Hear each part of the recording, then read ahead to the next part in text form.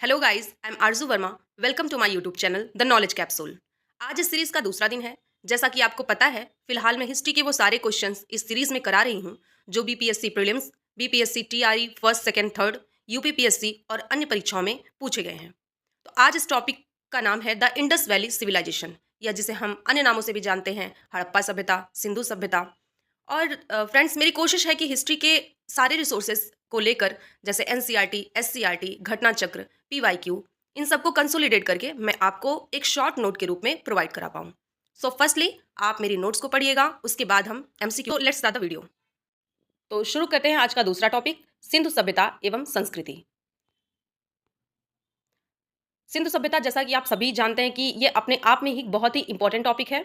हर परीक्षा, चाहे वो बीपीएससी हो, चाहे वो पीसीएस हो, चाहे जो भी स्टेट पीसीएस हो या वनडे एग्जाम्स हो, सारे एग्जाम्स में सिंधु सभ्यता से या इंडस वैली सिविलाइजेशन से प्रश्न पूछे ही जाते हैं। तो वो सभी संभावित प्रश्न मैंने इस नोट्स में इंक्लूड कर दिया है। मुझे नहीं लगता कि इससे बाहर प्रश्न जाने हैं किसी भी एग्जाम में। तो चलिए एक बार नोट्स को पढ़ लेते हैं। सिंधु सभ्यता एवं संस्कृति, इसका अन्य नाम है सिंधु सभ्यता या हड़प्पा सभ्यता। इसकी खोज 1921 में जॉन मार्शल के निर्देशन में दयाराम साहनी ने किया था। और सिंधु सभ्यता को सिंधु सभ्यता नाम किसने किसने दिया था? वो 1921 में जॉन मार्शल ने दिया था।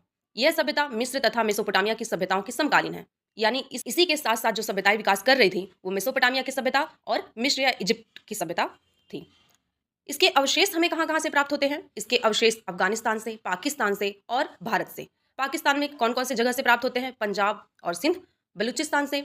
इंडिया या भारत में पंजाब से, गुजरात, राजस्थान, हरियाणा के कुछ जगहों से, यूपी के, पश्चिमी उत्तर प्रदेश से, जम्मू कश्मीर और महाराष्ट्र के कुछ जगहों से हमें सिंधु सभ्यता के अवशेष देखने को मिलते हैं। आगे देखते हैं सिंधु सभ्यता की सीमाएं।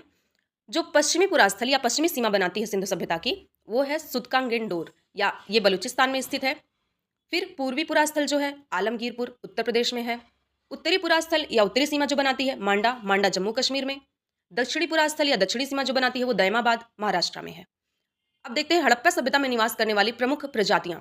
हड़प्पा सभ्यता में मुख्यतः 4 तरह की प्रजातियां निवास करती थीं, जिसमें प्रोटो ऑस्ट्रेलाइड, अल्पाइन, भूमध्य सागरी और मंगोलाइड प्रजातियां शामिल थीं। आगे देखते हैं इसके जो महत्वपूर्ण स्थल हैं या इंपॉर्टेंट साइट्स हैं उसको एक बार देख लेते हैं। मोहनजोदड़ो सबसे इंपॉर्टेंट साइट है। ये सिंधु नदी के दाहिने तट पर ये स्थित है। मोहनजोदड़ो का अर्थ होता है मृतकों का टीला। इसकी खोज राखलदास बनर्जी ने 1922 में किया था। इसमें जो सबसे इम्पोर्टेंट चीज़ है, जो सबसे इम्पोर्टेंट है, वो है कि यहाँ पे 2 स्थल, वृहद स्नानागार और विशाल अन्नागार प्राप्त होते हैं। वृहद स्नानागार की लंबाई 55 मीटर, चौड़ाई 33 मीटर। विशाल अन्नागार की लंबाई 45.72 मीटर और चौड़ाई 22.86 मीटर है। और यहाँ से जो सबसे महत्वपूर्ण चीज़ें प्राप्त होती हैं वो है कांसे की नृत्य करती हुई नारी की मूर्ति, दूसरी है योगी की मूर्ति, और तीसरी है पशुपति की मूर्ति, और चौथा है सूती कपड़ा यहाँ से प्राप्त होता है। अगला साइट है चनहुदड़ो। चनहुदड़ो कहाँ पे स्थित है? ये मोहनजोदड़ो के दक्षिण में स्थित एक साइट है। इसकी खोज एनजी मजूमदार ने 1931 में किया था। माना जाता है कि यह एक औद्योगिक केंद्र था, क्योंकि यहाँ पे तमाम मन के बनाने के, ज्वेलरी बनाने के साक्ष्य प्राप्त होते हैं। मैके ने यहाँ मन का बनाने का कारखाना भी प्राप्त किया है। चनहुदड़ो एकमात्र पुरा स्थल है जहाँ से वक्राकार ईंटें मिलती हैं। अगला स्थल है लोथल। गुजरात के भोगवा नदी के तट पर ये स्थित है। इसकी खोज एसआर राव ने किया है। इसको लघु हड़प्पा या लघु मोहनजोदड़ो के नाम से भी जाना जाता है। इसकी जो सबसे महत्वपूर्ण विशेषता है वो है कि यहाँ डॉक यार्ड प्राप्त होता है, या जहाजों की गोदी, या जहाँ जहाज खड़े किए जाते हैं वो यहाँ पे प्राप्त होते हैं। यहाँ से प्राप्त होने वाले प्रमुख अवशेष कौन से हैं? धान व बाजरे के साक्ष्य और फारस की कुछ मोहरें यहाँ से प्राप्त होती हैं। अब देख लेते हैं अगले साइट्स। अगला स्थल है कालीबंगा। कालीबंगा कहाँ स्थित है? राजस्थान के हनुमानगढ़ जिले में स्थित यह जगह है। इसको सबसे पहले खोजा किसने? अमलानंद घोष ने खोजा। मोहनजोदड़ो के भवन कच्ची ईंटों, यहाँ पे कच्ची कर लीजिएगा, कच्ची ईंटों, जबकि कालीबंगा के भवन पक्की ईंटों से निर्मित है। यहाँ पे जुते हुए खेत के साक्ष्य प्राप्त होते हैं। ये सबसे इंपॉर्टेंट टॉपिक है। अगला है धौलावीरा। धौलावीरा गुजरात में रण ऑफ कच्छ में स्थित है, या कच्छ का रण जिसे हम कहते हैं उसमें स्थित है। इसकी खोज जेपी जोशी ने 1967 से 68 के बीच में किया। ये धौलावीरा शहर 3 भागों में विभाजित था: किला, मध्यनगर और निचला नगर। इसकी जो प्रमुख विशेषता है, यहाँ पे उन्नत जल प्रबंधन देखने को मिलता है। अगला साइट है सुरकोटदा। सुरकोटदा गुजरात के रण ऑफ कच्छ में ही स्थित है। यहाँ के कब्रिस्तान से कलश समाधान के साक्ष्य प्राप्त होते हैं, यानी कि मरने के बाद उसको कलश में रख दिया जाता था और फिर उसको दफना दिया जाता था। अगला है दैमाबाद। दैमाबाद महाराष्ट्र के अहमदनगर में स्थित प्रवरा नदी के किनारे स्थित है ये स्थान। अगला है सिंधु सभ्यता का सबसे दक्षिणी स्थल है ये। जैसा कि पिछले आपने पढ़ा कि सबसे दक्षिणी सीमा जो सिंधु सभ्यता की बनाता है वो दैमाबाद। इसमें साक्ष्य क्या क्या प्राप्त होते हैं? रथ चलाते हुए मनुष्य और सेंधो लिपि की मोहरें प्राप्त होती हैं। अगला अगला साइट है राखीगढ़ी। राखीगढ़ी हरियाणा के हिसार जिले में स्थित है। और ये कहाँ पे है? राखीगढ़ी घग्गर नदी के किनारे। और यह सबसे बड़ा सैंधव स्थल है, यानी ये सबसे बड़ा साइट है ये। अगला देख लेते हैं आलमगीरपुर। अगला साइट है आलमगीरपुर। आलमगीरपुर उत्तर प्रदेश के मेरठ में स्थित हिंडन नदी के किनारे है ये। मृद भांड एवं मनके यहाँ पे प्राप्त होते हैं। मृद भांड यानी कि मिट्टी के बने हुए बर्तन और मनके। अगला साइट है हुलास। हुलास उत्तर प्रदेश के ही सहारनपुर जिले में स्थित है। यहाँ से कांचली मिट्टी के मनके, चूड़ियाँ और खिलौना गाड़ी प्राप्त होती है। अगला स्थल है सुतका गिंडोर। ये दक्षिणी बलूचिस्तान में स्थित है, दाश्क नदी के किनारे। इसकी खोज ऑरेल स्टीन ने 1927 में किया। अगला साइट है बनावली। बनावली हरियाणा के फतेहाबाद जिले में स्थित है। इसका उत्खनन व खोज आर.एस. बिष्ट ने 1974 से 77 के बीच में किया। यहाँ की सड़कें नगर को तारांकित यानी तारे के शेप में, स्टार शेप में विभाजित करती हैं। अगला है भगवानपुरा। भगवानपुरा हरियाणा के कुरुक्षेत्र में स्थित है, सरस्वती नदी के किनारे। उत्खनन और खोज इसकी जेपी जोशी ने 1982 में, और जेपी जोशी के साथ ही मधुबाला। इसके कुछ इंपॉर्टेंट फैक्ट्स हैं, वो भी देख लीजिए। पहला पॉइंट है प्राचीन विश्व के प्रथम लिपि आविष्कारकर्ता, यानी सबसे पहले लिपियों का आविष्कार किसने किया, किस सभ्यता में विकास हुआ इसका? तो आंसर है सुमेरिया सभ्यता में। सैंधव सभ्यता के लोग शाकाहारी व मांसाहारी दोनों प्रकार के भोजन किया करते थे। अगर वस्त्र की बात करें तो ये ऊनी और सूती दोनों तरह के वस्त्र पहनते थे। ऊनी और सूती वस्त्रों के प्राप्त होने से ये निष्कर्ष निकाला जाता है कि यहाँ के लोग कपास या रुई उगाना जानते थे। कपास की खेती सबसे पहले सिंधु सभ्यता के लोगों ने प्रारंभ किया था। और आंशिक समाधान के साक्ष्य कहाँ पे प्राप्त होते हैं? बहावलपुर स्थान से। आंशिक समाधान मतलब कि कुछ बॉडी जला दी गई और कुछ बॉडी वैसे ही छोड़ दी जाती थी।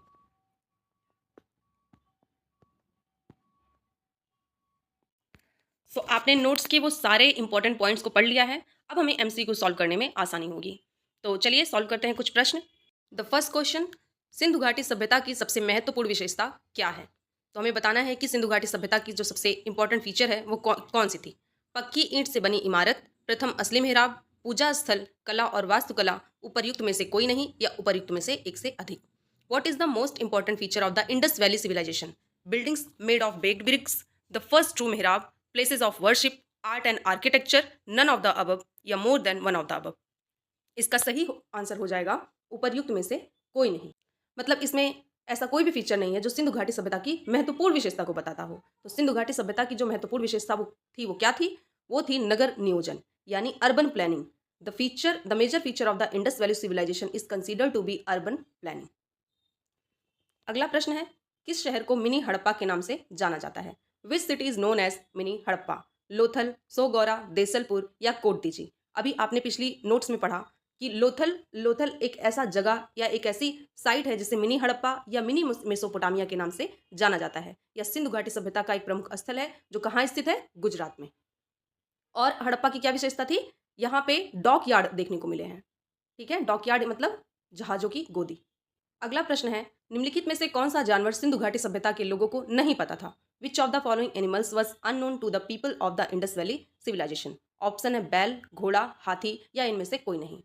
तो इसका सही जवाब हो जाएगा घोड़ा। घोड़ा के विषय में सिंधु घाटी सभ्यता के लोग नहीं जानते थे। वहाँ से जो मोहरें प्राप्त हुई हैं या जो मिट्टी के टेराकोटा और खिलौने प्राप्त हुए हैं उसमें बैल और हाथी की मूर्तियां तो देखने को मिलती हैं, मगर घोड़े की मूर्ति ना तो आहत सिक्कों में देखने मिलती है, ना तो कहीं उसकी खिलौने देखने को मिलते हैं, कोई भी साक्ष्य देखने को नहीं मिलता। तो इससे लगता है कि वो लोग घोड़े जैसे जानवर से परिचित नहीं थे।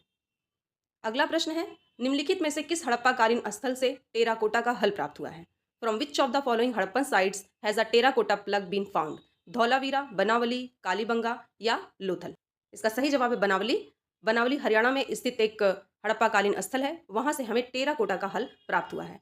हड़प्पा सभ्यता के बनावली स्थल से मिट्टी का हल प्राप्त हुआ है। यह खोज हड़प्पाई लोगों की उन्नत कृषि प्रणाली को दर्शाता है। यानी हल के साथ से हमें यह देखने मिलता है कि उस समय के लोग कल्टीवेशन भी करते रहे होंगे। इससे पता चलता है कि वे खेतों को जोतने की तकनीक से परिचित थे, जो उनकी अर्थव्यवस्था में कृषि की महत्वपूर्ण भूमिका को दर्शाता है। अगला प्रश्न है, निम्नलिखित में से किस हड़प्पन नगर में जुते हुए खेतों के निशान मिले हैं? विच of the following Harappan sites shows evidence of flood fields? Option है कालीबंगा, धौलावीरा, मोहनजोदड़ो या लोथल। तो अभी हमने नोट्स में पढ़ा कि कालीबंगा से हमें जुते हुए खेतों के निशान प्राप्त होते हैं। कालीबंगा कहाँ पे स्थित है? ये राजस्थान में एक हड़प्पन साइट्स है। कालीबंगा घग्गर नदी के किनारे, जो वर्तमान में राजस्थान और हड़प्पा सभ्यता के एक महत्वपूर्ण स्थल है। वहाँ खुदाई के दौरान जोते हुए खेतों के निशान पाए गए हैं। अगला प्रश्न है, हड़प्पा में मिट्टी के बर्तनों पर सामान्यतः किस रंग का उपयोग हुआ है? What colour was commonly used on pottery in Harappa? लाल, नीला या हरा, पांडु या पेल कलर, नीला या ब्लू कलर। तो हड़प्पा में जो हमें बर्तन या मिट्टी के बर्तन प्राप्त हुए हैं, उनमें कौन से रंगों का उपयोग किया गया है? तो सही ऑप्शन है लाल। हड़प्पा में मिट्टी के बर्तनों पर सामान्यतः लाल रंग का उपयोग हुआ था, जिन पर अक्सर काले या गहरे रंग के पैटर्न बनाए होते थे। यह लाल रंग विशेष प्रकार की मिट्टी और उच्च तापमान पर पकाने की तकनीक से प्राप्त किया जाता था। कहने का मतलब इसमें आर्टिफिशियल कलर नहीं मिले हुए होते थे। ये एक प्रकार की मिट्टी होती थी और उसको इतना हाई टेम्परेचर पे पकाया जाता था कि उसका कलर फिर लाल हो जाता था।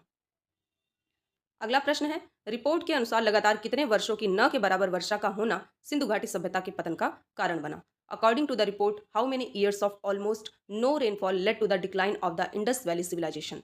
कुछ विद्वानों का मानना है कि सिंधु सभ्यता के पतन के कारणों में से एक कारण, तो हमें यह बताना है कि कितने लंबे समय तक वर्षा न होने के कारण उस सभ्यता का पतन हो गया। ऑप्शन है 600 साल, 700 साल, 800 साल या 900 साल। तो इसका सही जवाब हो जाएगा 900 साल।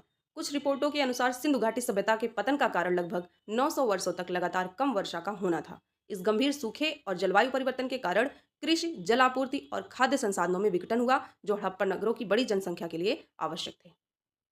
अगला प्रश्न है, सिंधु घाटी की सभ्यता गैर आर्य थी क्योंकि? हमें बताना है कि सिंधु घाटी सभ्यता को या सिंधु घाटी सभ्यता में रहने वाले लोगों को आर्य क्यों नहीं माना जा सकता। आर्यों से वो किस तरह से भिन्न थे? वह नगरीय सभ्यता थी, उसकी अपनी लिपि थी, उसकी खेतिहर अर्थव्यवस्था थी, उसका विस्तार नर्मदा घाटी तक हुआ था। The Indus valley civilisation was non Aryan because it was an urban civilisation, it had its own script, it had an agricultural economy, it extend reach the Narmada valley. तो इसका सही ऑप्शन हो जाएगा, वह एक नगरीय सभ्यता थी, क्योंकि उनमें उनमें शहरों जैसा प्लानिंग देखने को मिलता है, जबकि जो आर्य लोग थे वो खेतिहर किसान और पशुपालन करने वाले लोग थे। सिंधु घाटी सभ्यता गैर आर्य थी क्योंकि यह एक उन्नत नगरीय सभ्यता थी, जिसमें नगर नियोजन, जल निकास प्रणाली या ड्रेनेज सिस्टम, सार्वजनिक भवन थे। इसके विपरीत वैदिक आर्य ग्रामीण और चरवाहा जीवन शैली अपनाते थे। इनका जो लाइफस्टाइल था वो कैसा था? रूरल और पास्टोरल था। अगला प्रश्न है, भारत में चांदी की उपलब्धता के प्राचीनतम साक्ष्य मिलते हैं। The earliest evidence of silver availability in India is found in. तो सबसे पुरानी जो साक्ष्य हैं वो कहाँ से प्राप्त होते हैं चांदी के उपयोग के लिए? हड़प्पा संस्कृति में, पश्चिमी भारत की ताम्रपाषाण संस्कृति में, वैदिक संहिताओं में या चांदी के आहत सिक्कों में? इसका सही जवाब हो जाएगा, चांदी की उपलब्धता सबसे पहले हड़प्पा संस्कृति में देखने को मिलती है। भारत में चांदी की उपलब्धता के सबसे प्राचीन साक्ष्य हड़प्पा संस्कृति से प्राप्त होते हैं। हड़प्पा स्थलों पर चांदी के आभूषण और बर्तन मिले हैं, जो इस धातु के प्रयोग और व्यापार को दर्शाते हैं। अगला प्रश्न है, निम्नलिखित में से कौन सा एक हड़प्पा स्थल नहीं है? Which of the following is not a Harappa site? Chanhudaro, Kot Diji, Sohgaura या देसलपुर? तो इसका सही जवाब हो जाएगा सोहगौरा। सोहगौरा ये हड़प्पा स्थल नहीं है, बल्कि यह मौर्यकालीन एक स्थल है, जो चावल के भंडारण के साक्ष्य के लिए जाना जाता है।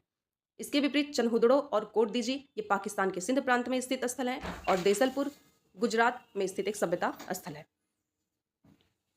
अगला प्रश्न है, हड़प्पा किस नदी के किनारे स्थित है? Harappa is located on the bank of which river? Option है व्यास, सतलज, रावी या चेनाब। इसका सही जवाब है रावी। हड़प्पा स्थल रावी नदी के किनारे स्थित है, जो वर्तमान में कहाँ पे? पाकिस्तान के पंजाब प्रांत में है। यह सिंधु घाटी सभ्यता का एक प्रमुख। आज के लिए बस इतना ही।